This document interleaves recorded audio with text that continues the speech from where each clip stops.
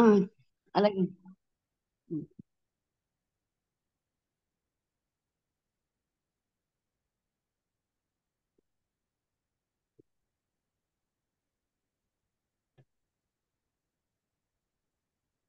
ఇది అయిపోయినట్టుందండి.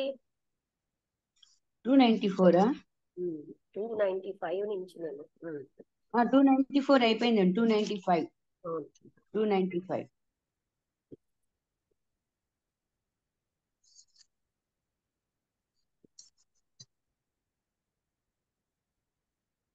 చెప్పండి.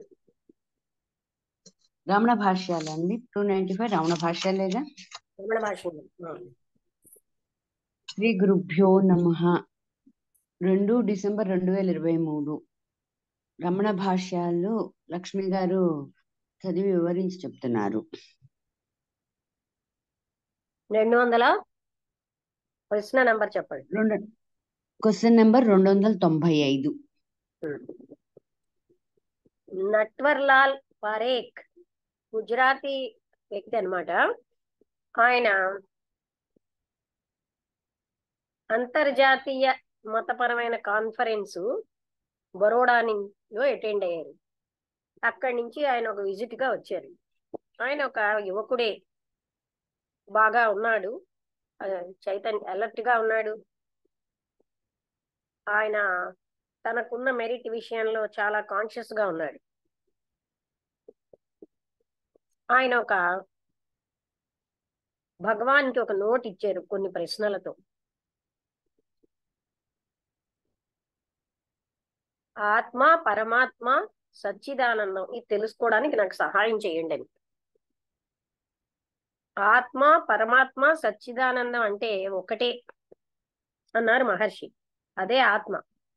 ఆత్మ అన్నది శాశ్వతంగానే రియలైజ్ చేయబడింది. లేకపోతే మనకేమీ సుఖం ఉండదు అందులో. అది శాశ్వతమైంది కాకపోతే దానికి ఒక ఆది ఉండాలి. ఏదైతే ప్రారంభం అవుతుందో అది అంతం అయిపోతుంది. అది అందుకని అశాశ్వతమైంది. ఒక అశాశ్వతమైన స్థితికి విషయాలని వెతకడం ఉపయోగం లేదు. సత్యం ఏమిటంటే అది అప్రయత్నంగానే ఉంటుంది. అప్రయత్నంగా ఉన్న స్థితి, నిరంతరం ఎలర్ట్ గా ఉన్న శాంతి ఉంటుంది. అప్రయత్నంగా ఉండడం, అది ఎరుకతో ఉండగా అప్రయత్నంగా ఉండడమే పరమానంద స్థితి. అదే రియలైజేషన్. నాకు ఇంటెలెక్చువల్ ఆన్సర్స్ వద్దండి, వాటిని నేను ప్రాక్టికల్ గా కావాలనుకుంటున్నానని ఆయన అడిగారు. ఒకసారి ఉండండి, నారాయణ గారికి లింక్ వెళ్ళట్లేదు అంటున్నారు. ఏమిటో అర్థం అవ్వట్లేదు, ఓపెన్ అవ్వట్లేదు. ఆయన వస్తానన్నారు నిన్నటి నుంచి.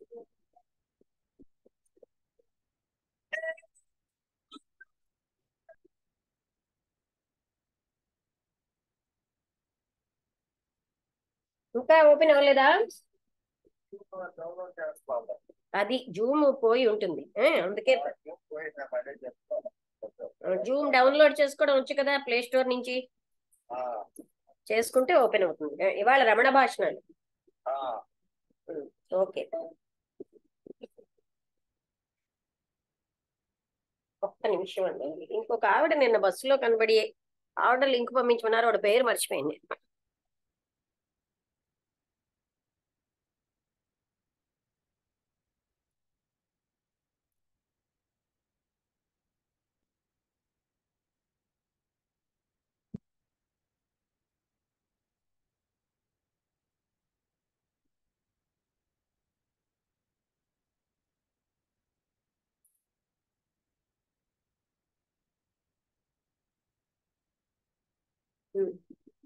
ఆ పేరు తర్వాత చూడొచ్చు.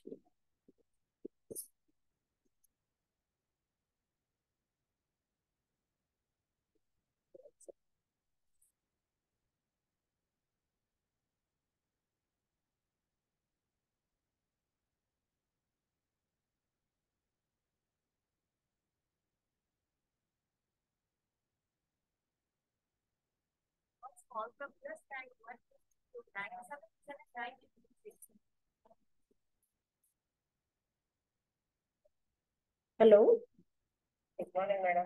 Good morning. నిన్న బస్ లో మీటింగ్ ఉంది కదా. మీకోసమే తలుచుకుంటున్నాను, మీ పేరు మర్చిపోయాను. అరుణ అరుణ అరుణ సేవ్ అవ్వలేదు ఏంటండి మీ నెంబరు?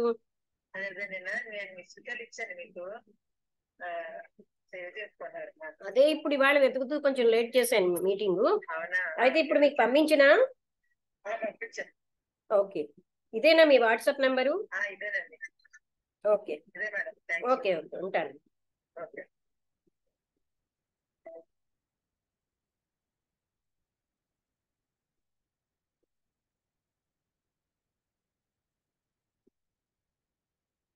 ఏమనుకోకండి, ఒక్క నిమిషం.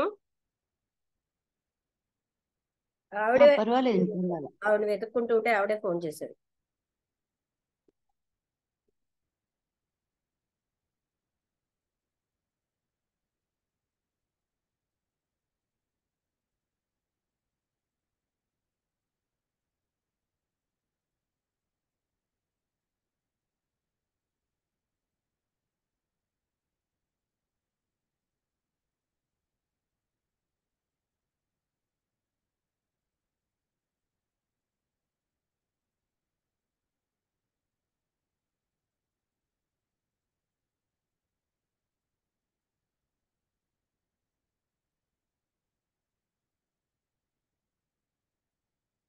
మేము వెంటనే చేసి ఇవ్వాల్సింది అవ్వలేదు.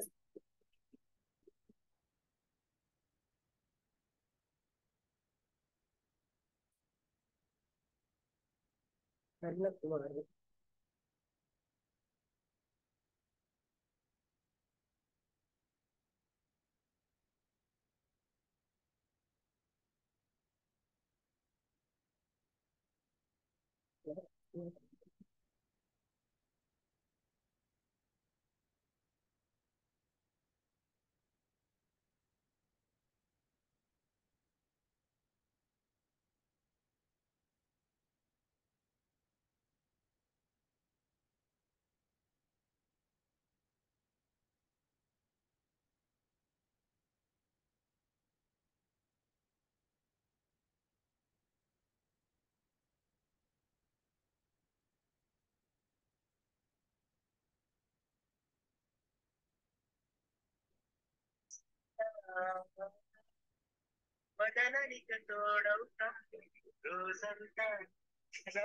పంపించాను చూడండి. ఇప్పుడు ఆల్రెడీ మధ్యలో ఉన్నానండి, అంటే ఇవాళ రమణ భాషణములో అవుతుంది. ఓకే, సరే.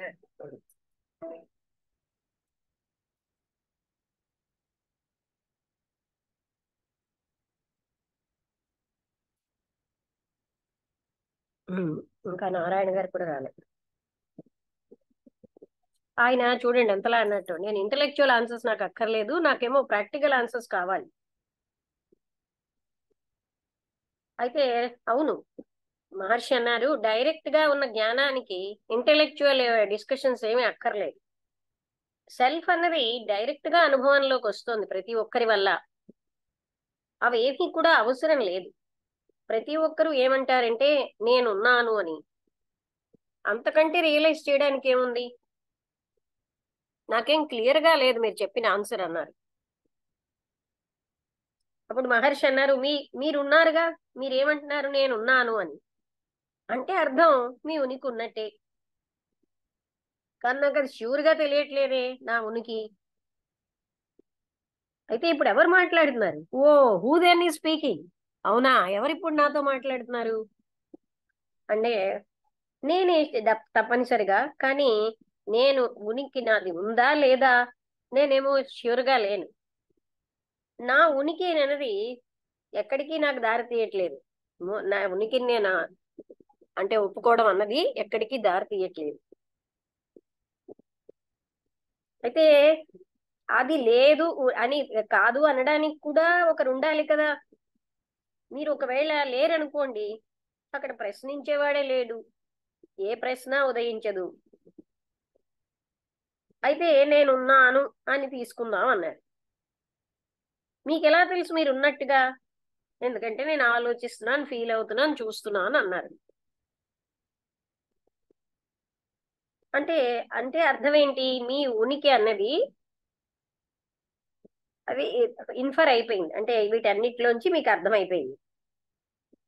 ఒకవేళ ఫీలింగ్ ఆలోచన ఏమీ లేదనుకోండి నిద్రలో, అయినా మీరు ఉన్నారు కదా. కానీ నేను నిద్రలో ఉన్నట్టుగా నాకు తెలియదు, డీప్ స్లీప్ లో ఉన్నట్టు నాకు తెలియదు అంటున్నారు. అయితే నిద్రలో మీ ఉనికిని మీరు కాదంటారా? ఉండొచ్చు, ఉండకపోవచ్చు, భగవంతుడికి తెలియాలి అన్నారు ఆయన. మీరు నిద్ర లేచిన వెంటనే మీరు గుర్తు చేసుకుంటున్నారు నిద్ర పోవడానికి ముందు మీరు ఏం చేశారని.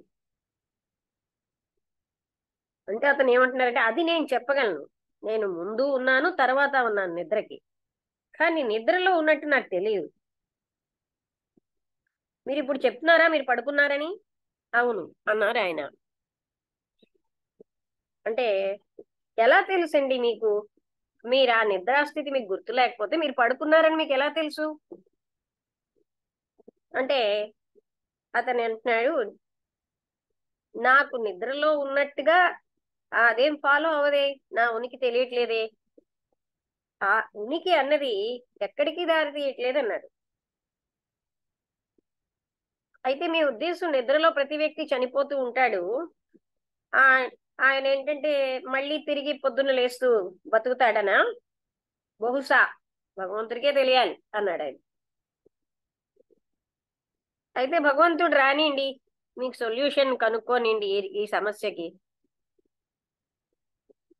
ఒకవేళ నిద్రలో ఒక వ్యక్తి చనిపోవాలంటే అందరికీ నిద్ర అంటే భయం వేస్తుంది కదండి.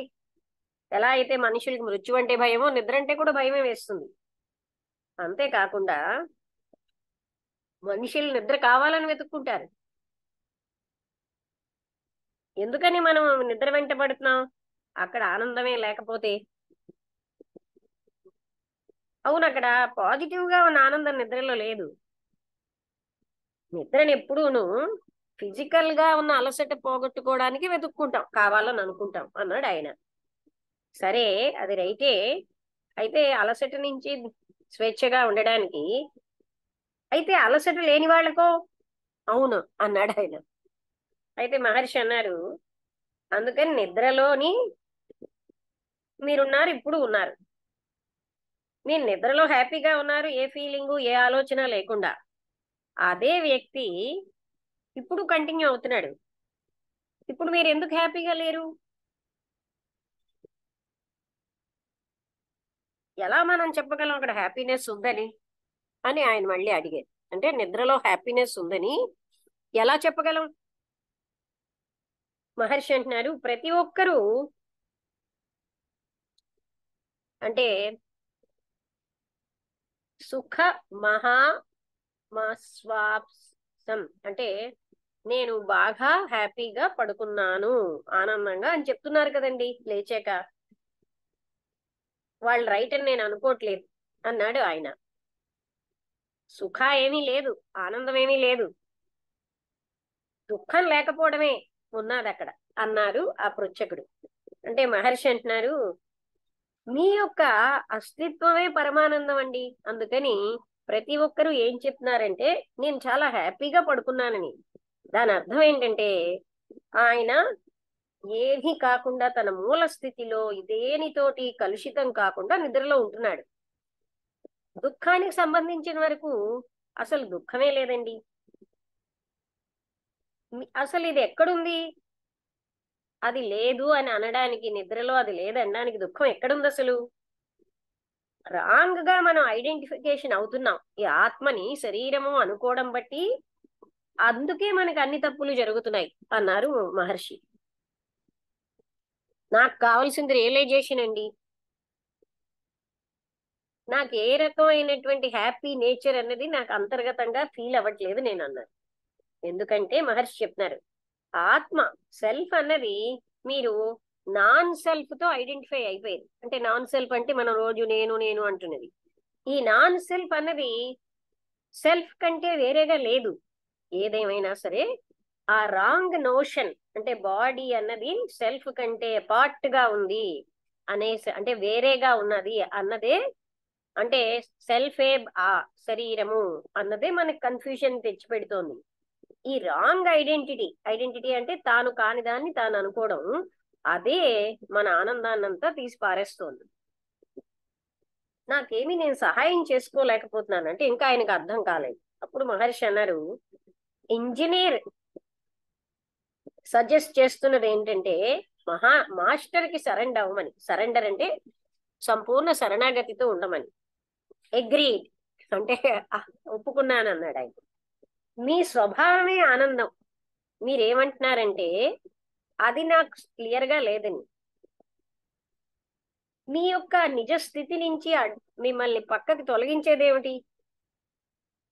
ఇక్కడ మీకు తెలుస్తున్నది ఏంటంటే ఈ అడ్డన్నదే తప్పు ఐడెంటిటీ. ఆ తప్పును మీరు తీసి పారేయండి. పేషెంట్ డాక్టర్ ఇచ్చినటువంటి మెడిసిన్ ని తను తీసుకోవాలి, తన జబ్బు బాగుండాలంటే, క్యూర్ అవ్వాలంటే. పేషెంట్ ఎంత నీరసంగా ఉన్నాడంటే ఆయనకు సహాయం చేసుకోలేకపోతున్నాడు. అందుకని అన్కండిషన్ అంటే ఇప్పుడు మీరు చెప్పింది ఏది కూడా అవగాహన చేసుకోలేకపోతున్నానని చెప్పడానికి ఆయన అలా చెప్పాడు. And places himself unconditionally in the hands of the doctor. Doctor చేతిలో పెట్టేశాడు ఆయన, తనకు సహాయం చెయ్యలేక.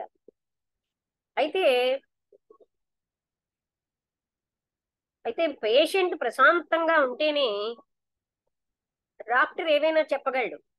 అంటే పేషెంట్ ఇది వద్దండి అది వద్దండి అని అలాంటివి ఏం చెప్పకపోతే. అదే విధంగా మీరు ప్రశాంతంగా ఉండండి. అదే ప్రయత్నం లేని స్థితి, ఎఫర్ట్లెస్నెస్. అంటే ఎఫర్ట్లెస్ గానే ఆత్మస్థితి మనకి అనుభవంలోకి వస్తుంది. అది చాలా ఎఫెక్టివ్ మెడిసిన్ నిజంగాను కూడాను అన్నారు.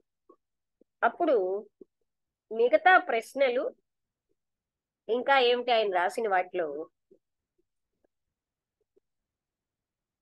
Convince me of the existence of God. భగవంతుడు ఉన్నాడన్న విషయంలో నేను ఆమోదించేటట్టు చెయ్యండి. ఆత్మని తెలుసుకోవడం అన్నదే అదే మీకేమో ఆ నమ్మకం వచ్చేస్తుంది. ప్రారంధం ఏమిటండి? పాస్ట్ కర్మ అంటే పురుషాకారం, వన్స్ ఓన్ ఎఫర్ట్ హియర్. హవ్వీస్ ప్రారబ్ధ అంటే ప్రారబ్ధం అన్నది తన యొక్క ప్రయత్నంతో ఎలా సంబంధం కలిగి ఉంది అంటే మహర్షి అన్నారు, ప్రారబ్ధం అంటేనే కర్మ. ఒక కర్త ఉండాలి కదండి కర్మ చేయడానికి. ఎవరి కర్త? పురుషాకార. నమస్తే అమ్మా. నమస్కారం అండి, వచ్చారా? వచ్చానమ్మా. ఏంటమ్మా రమణ మహర్షి గారి రమణ భాషణముల్లో 295వ ప్రశ్న అవుతుందండి. ఆయన అంటే మీరు కొంచెం లేట్ గా వచ్చారు కదా, కొంత అయ్యింది, పర్వాలేదు, ఏదైనా కనెక్షన్ ఉంది. ఆయన అప్పటి నుంచి ఏది ఆమోదించట్లేదు మహర్షి చెప్పినది. అందుకే మహర్షి ఏమంటున్నారు, డాక్టర్ దగ్గరికి వెళ్ళినప్పుడు డాక్టర్ చెప్పిన మందు మీరు మాట్లాడకుండా తీసుకోవాలి కదా. అందుకని ఇక్కడ కూడా చెప్పేది మీరు అంటే సరెండర్ అని హింట్ ఇచ్చినా ఆయన అర్థం చేసుకోలేదు. ఇంకా అతను ఏం చెప్తున్నారంటే మీరు ఏమీ ప్రశ్నించకుండా క్వైట్ గా ఆ డాక్టర్ చెప్పిన మా దాని మీద విశ్వాసం ఉండబట్టే కదా వేసుకుంటున్నాం. అలాగే ఇక్కడ డాక్టర్ ఏం చెప్తే అది మీరు తీసుకోవాలి అని. ఇప్పుడు ఆయన కొన్ని ప్రశ్నలు రాసి ఇచ్చాడు అనమాట కాగితం. అప్పుడు రెండో ప్రశ్న అడుగుతున్నాడు. అది ప్రారబ్ధ అన్నది హౌ ఈజ్ ప్రారబ్ధ? పురుషాకారానికి సంబంధం ఉంది. ప్రారబ్ధం అంటేనే కర్మ. అంటే కర్మ ఉన్నదంటే కర్త ఒకడు ఉండాలి. ఎవరి కర్త? పురుషాకారం అంటేనే ప్రయత్నం. ఎవరు ఉన్నారు ఇక్కడ?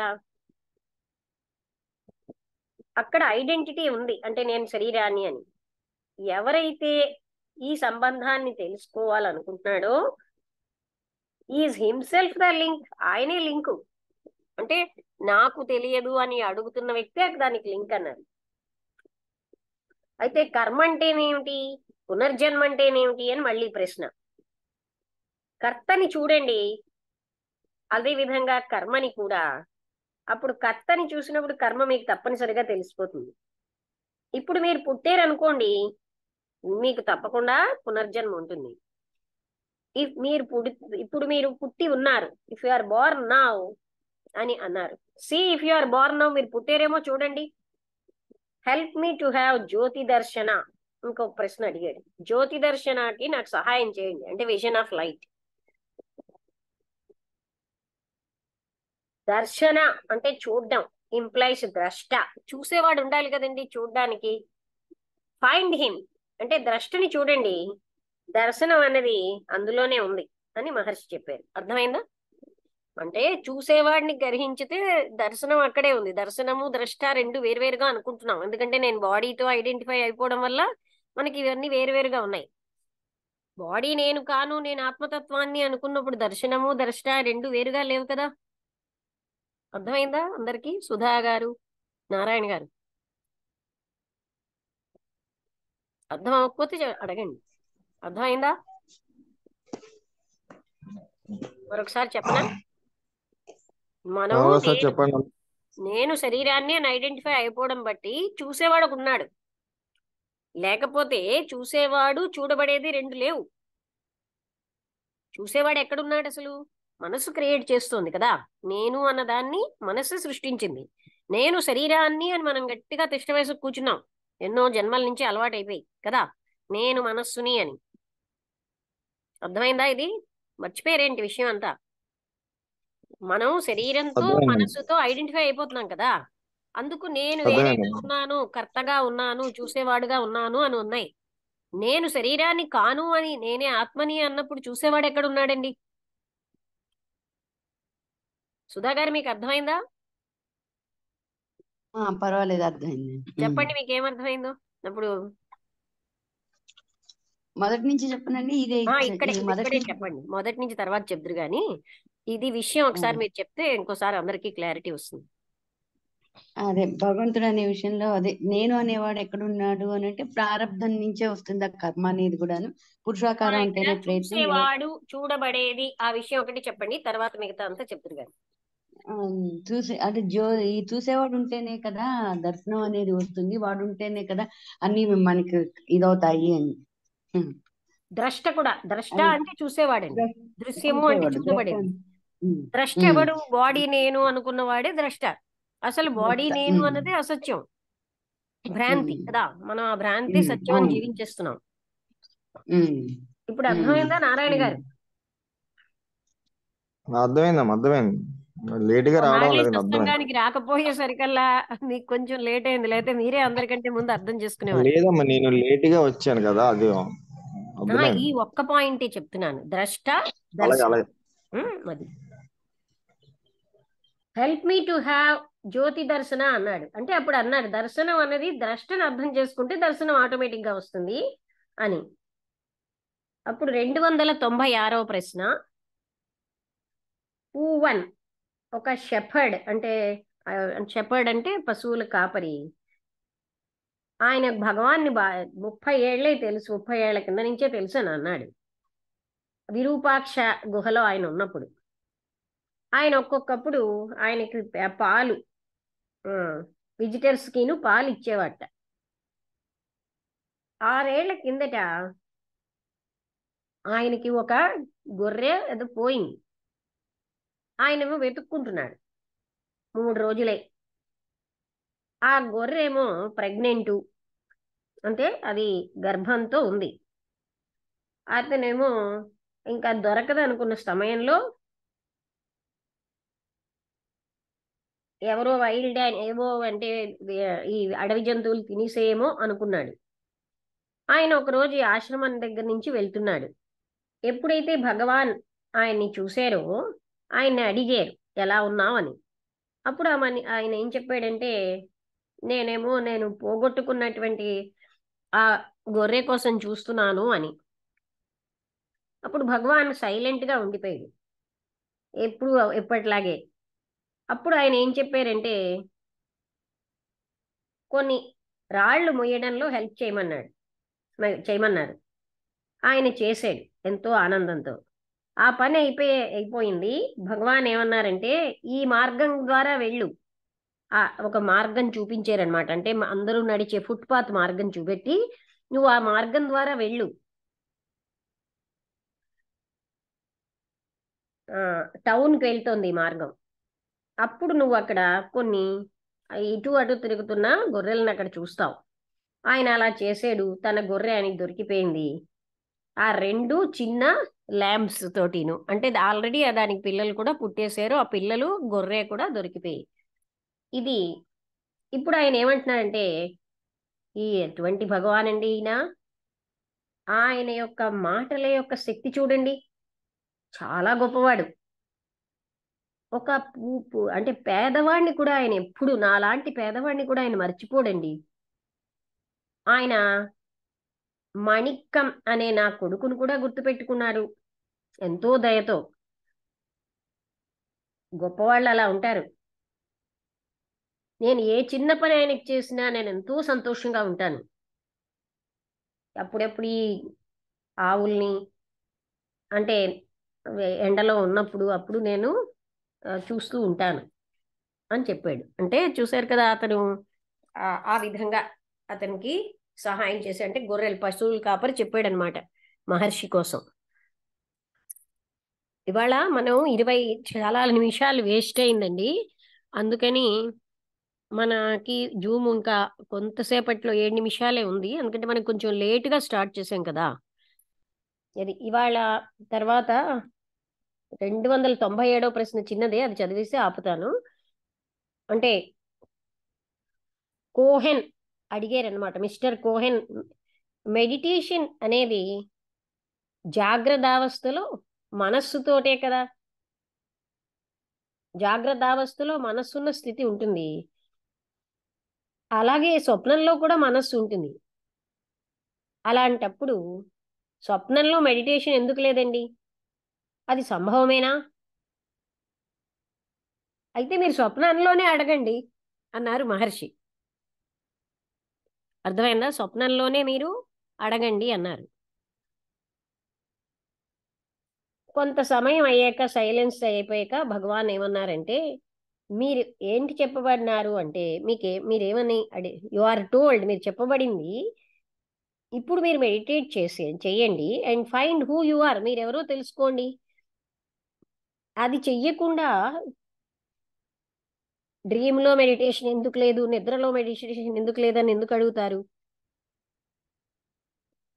మీరు ఈ జాగ్రత్త అవస్థలో, అంటే if you find out for whom there is జాగ్రత్త, ఈ జాగ్రత్త అవస్థ ఎవరికి ఉంది అనేది కానీ మీకు క్లియర్గా తెలిసింది అనుకోండి, అప్పుడు ఈ కళ నిద్ర అది ఒక్క వ్యక్తికే అని తెలుస్తాయి. మీరు అక్కడ సాక్షిగా జాగ్రత్తావస్థలో ఉన్నారు, స్వప్నావస్థలో సుషుప్తావస్థలో మీరు సాక్షిగా ఉన్నారు. అవి మీ ముందు వెళ్ళిపోతున్నాయి ఆ అవస్థలు. మీరు మెడిటేషన్ అన్నదాన్ని లేకుండా ఉన్నారు. ఇప్పుడు ఈ ప్రశ్నలు వచ్చాయి, మీకు మెడిటేషన్లో లేరు గనక stick to meditation and see if these questions arise. మీరు అందుకని మెడిటేషన్కి స్టిక్ అవ్వండి. అప్పుడు ఈ ప్రశ్నలు, అక్కడ మెడిటేషన్ అంటే ఆత్మతత్వంలో ఉండడం అన్నట్టుగా కదా మనకు చెప్తున్నారు. అప్పుడు మీకు ఈ ప్రశ్నలే ఉదయించవు. అంటే ఆత్మతత్వంలో ఉంటే ఈ ప్రశ్నలే ఉదయించవు. ఇక్కడికి ఆపుదాం. సుధా గారు ఇప్పుడు మీరు చెప్తారా? నారాయణ గారు కూడా వింటారు, మొదటి నుంచి ఉన్నారు కనుక. తర్వాత నారాయణ గారు చెప్తారు. వసంతలకు రాలేదు ఇవాళ. 200 ఎన్నో క్వశ్చన్? 295. ఎస్. ఎవరో ఒక ఆయన గుజరాత్ నుంచి అంతర్జాతీయ మతపరమైన కాన్ఫరెన్స్ అటెండ్ అయి వచ్చాట. ఆయన ఆత్మ పరమాత్మ సచ్చిదానంద అంటే ఏంటి అని అడిగితే, ఆయన అన్ని కొంచెం ఒక్కటే. జ్ఞాన గర్వంతో కూడా ఉన్నాడు, తనకు ఎన్నో తెలుసన్న వేలో ఉన్నాడనమాట. ఆయన ఒక ఈ విధంగా అడిగాడు. అంటే అదే ఆత్మ, దాన్నే ఆత్మ అంటారు. ఆత్మ అనేది రియలైజ్ అయింది, ఆత్మ శాశ్వతమైంది. కాకపోతే శాశ్వతము అశాశ్వతమైన విషయం సత్యం అనేది అప్రయత్నమైన స్థితి, నిరంతరం శాంతి ఉండాలి, అప్రయత్నంగా నిలకడ స్థితి, అదే ఆత్మ అని. అంటే నాకు ఇంటెలెక్చువల్ గా ఏదైతే శాశ్వతమైందో దానికి ఒక ఆది అంతం లేవు కదా, బిగినింగ్ లేదు. ఏదైతే పుట్టిందో అది చనిపోతుంది, దానికి అంతం ఉంటుంది. బిగినింగ్ ఉన్న దానికి ఎండింగ్ ఉంది. శాశ్వతమైనది కాబట్టి ఆది అనేది ఉండాలి. అంటే నాకు ఇంటెలెక్చువల్ వద్దు, ప్రాక్టికల్ గా కావాలి అంటే సెల్ఫ్ అనేది డైరెక్ట్ గా వస్తుంది. ప్రతి ఒక్కరు నేను ఉన్నాను అంటారు, అది నాకు క్లియర్ లేదు అని. మీరు నేను ఉన్నాను అన్నారు కదా, మీ ఉనికి మీకు తెలుస్తోంది కదా అంటే తెలియటం లేదు అని. మరి నాతో ఎవరు మాట్లాడుతున్నారు? నా అంటే నా ఉనికి నాకు ఎక్కడి నుంచి వస్తుందో తెలియటం లేదు, దాని దారి ఏంటో తెలియటం లేదు అంటే కాదు అనటానికి మీరు ఉండాలి కదా. మీరు లేకపోతే ప్రశ్న ఎక్కడి నుంచి వచ్చింది, మీరు ఉండబట్టే కదా ఆ ప్రశ్న అనేది వస్తుంది. అవును కాదు అనటానికి మీ ఉనికి అనేది అన్నిట్లో నుంచి వస్తుంది. అంటే మరి నాకు నిద్రలో ఉన్నట్టు తెలియటం లేదు అంటే నిద్రలో మీరు లేరంటే ఉండొచ్చు లేకపోవచ్చు, అంతా భగవంతుడి ఇదే అని. ఉమ్, అంటే మీరు పడుకున్నారని అనుకున్నారుగా అంటే అవును పడుకున్నాను నిద్రపోయాను అన్నారు కదా, అవును అని. అయినా నాకు తెలియటం లేదు ఆ ఉనికి ఉందో లేదో అని. ప్రతి వ్యక్తి నిద్రలో చచ్చిపోతారన్నారు కదా, మరి దానికి మరి పడుకోవాలంటే అందరికి భయం వేస్తుంది కదా. మళ్ళీ మళ్ళీ చనిపోయిన వాళ్ళు ఆ మృత్యువులోంచి లేస్తున్నారా అయితే అని అడిగారు. అంటే క్రీస్తు లేచినట్టు. అంటే నిద్రలో ఆనందాన్ని వెతుక్కుంటాము, నిద్రలో అలసట గురించి కోరుకుంటాము అని. నిద్రలో ఓన్లీ అలసటగా ఉన్నప్పుడే నిద్ర అవసరము, అంతకంటే అక్కడ ఏం ఆనందం తెలియట్లేదు అన్నారు. అదే తెలియదంటే నిద్రలో హ్యాపీ అంటే దానికి మీరు ఎలా చెప్పగలుగుతున్నారు అది అలసటగా ఉన్నారా అని అంటే నిద్రలో హ్యాపీనెస్, అది ప్రతి ఒక్కరు హ్యాపీగా పడుకుంటాము అని చెప్తున్నారు కదా, హ్యాపీనెస్ పొందాము మేము హాయిగా పడుకున్నాం అని అంటారు కదా అని. అంటే వాళ్ళు కరెక్ట్ అని నేను చెప్పటం లేదు అని. మీ అస్తిత్వమే మీకు పరమానందం, దేంతోనూ కలుషంతో కాకుండా ఉండండి, నిద్రలో దుఃఖం లేదు అనటానికి ఎక్కడుంది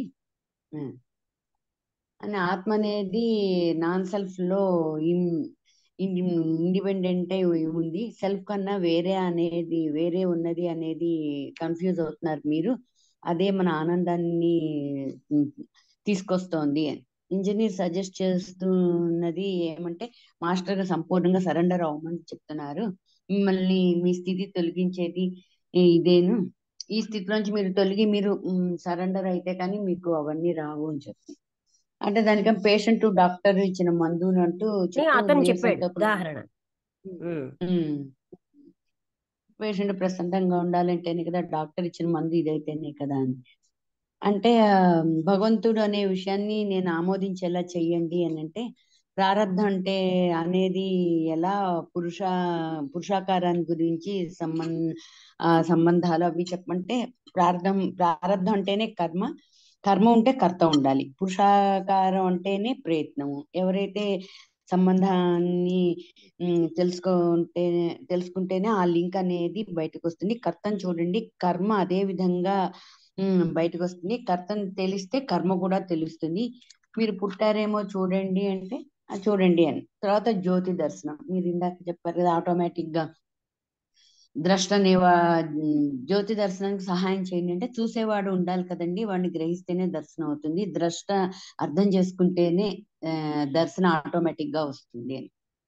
తర్వాత ఏమో ఆయన విరూపాక్ష గుహల్లో కనుకుంటే అక్కడికి ఒక విజిటర్స్ వాళ్ళు వస్తుంటారు. అక్కడ ఒక అతను తన గొర్రెని పోగొట్టుకున్నాడు. ఆ గొర్రె ప్రెగ్నెంట్, అది కనిపించట్లేదు, గొర్రెలు కాపరి పోగొట్టుకున్నాను. దానికోసం ఈయన అడుగుతున్నారు ఎలా ఉన్నావు ఏంటి ఏం వెతుకుతున్నావు అంటే నేను ఇట్లా గొర్రెని పోగొట్టుకున్నాను లేదు ఆయన అడుగుతున్నాడని కాదు, కాదు మహర్షి అడిగారనా కాదు, 30 ఏళ్ల కిందటి విషయం.